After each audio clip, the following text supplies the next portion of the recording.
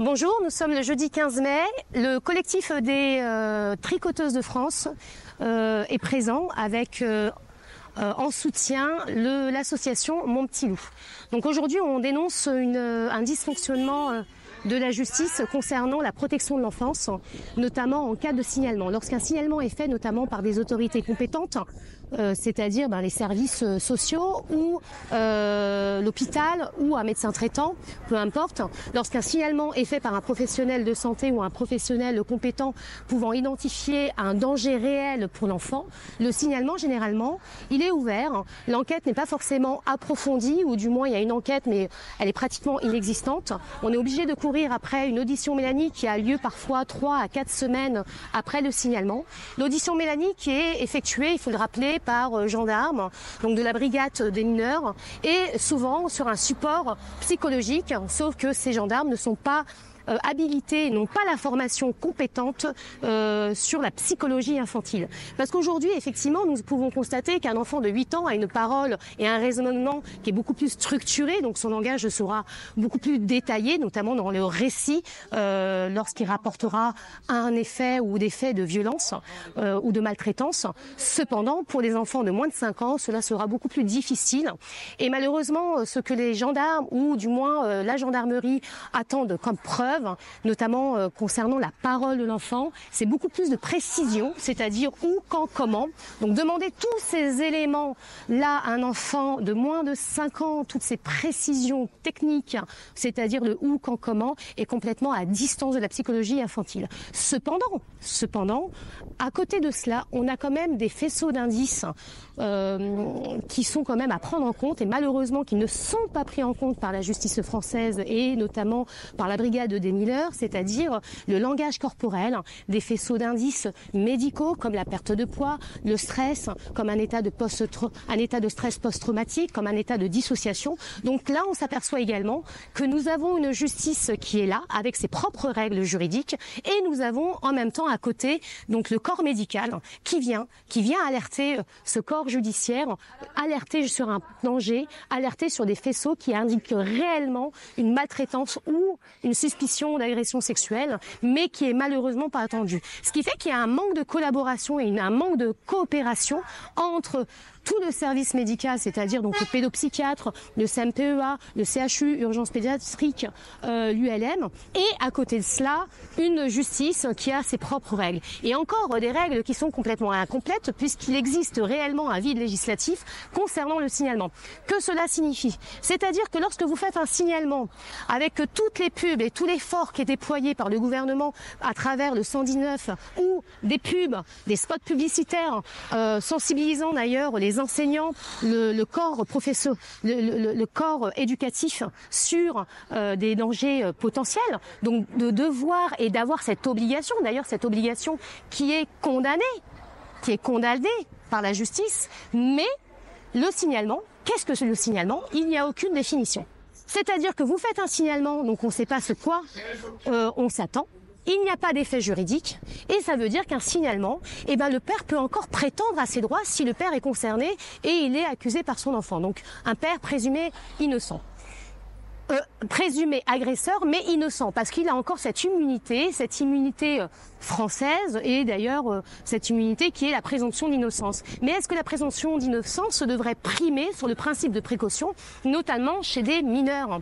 Et donc c'est la question dans laquelle aujourd'hui on est en train de dénoncer, c'est qu'il y a vraiment aujourd'hui une justice absente pour les mineurs, adaptée pour ces mineurs, afin de mieux encadrer justement ces mineurs dans ce qui peut dénoncer. Et c'est pour ça qu'aujourd'hui on espère que les paroles et la parole apportée à l'enfant soient vraiment entendues, que toute une équipe médicale soit également entendue à travers leur compte rendu. Ça serait vraiment bien que cela puisse être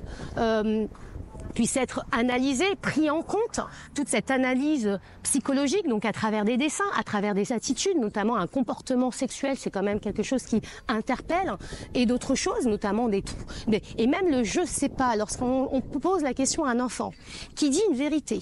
Après, on va plus loin, notamment, encore une fois, là je reviens sur le cas d'un enfant de moins de 5 ans. On demande, mais comment ça s'est passé ?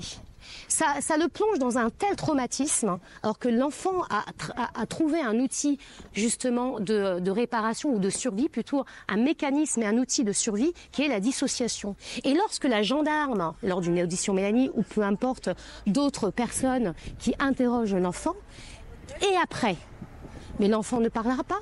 Vous le replongez dans son traumatisme, il dit je sais pas. Et le je sais pas, ça veut pas dire je ne sais pas littéralement, c'est que ça signifie je ne veux pas le dire.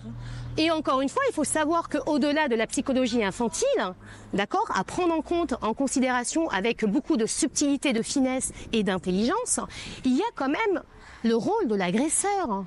Le rôle de l'agresseur, c'est quoi? C'est d'avoir la main mise sur l'enfant.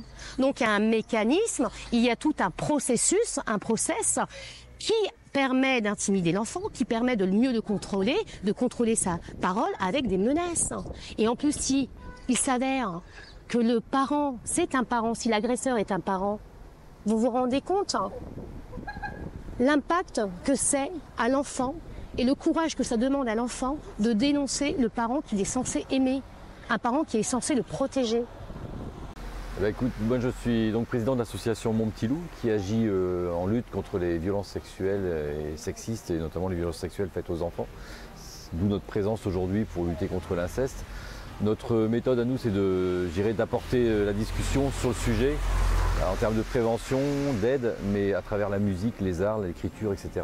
Et c'est ce qu'on fait aujourd'hui avec Prune qui est donc secrétaire de l'association, qui est aussi une artiste accomplie, qui a écrit des chansons, qui interprète des chansons sur le sujet dans les écoles, dans les facs, dans les lycées, collèges, pour justement aborder ces sujets-là, en parler et faire en sorte qu'on sorte du tabou infernal du fléau de l'inceste, qui est vraiment un des fléaux les pires de toutes les sociétés, quoi.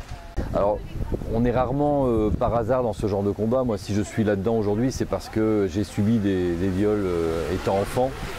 Entre mes 5 ans et mes 7 ans, j'ai été violé par mon cousin et j'ai mis plus de 40 ans à en parler. C'est-à-dire que j'ai vécu toute une vie sans parler, avec tout un tas de conséquences psychologiques et physiques par rapport à ce que j'avais vécu.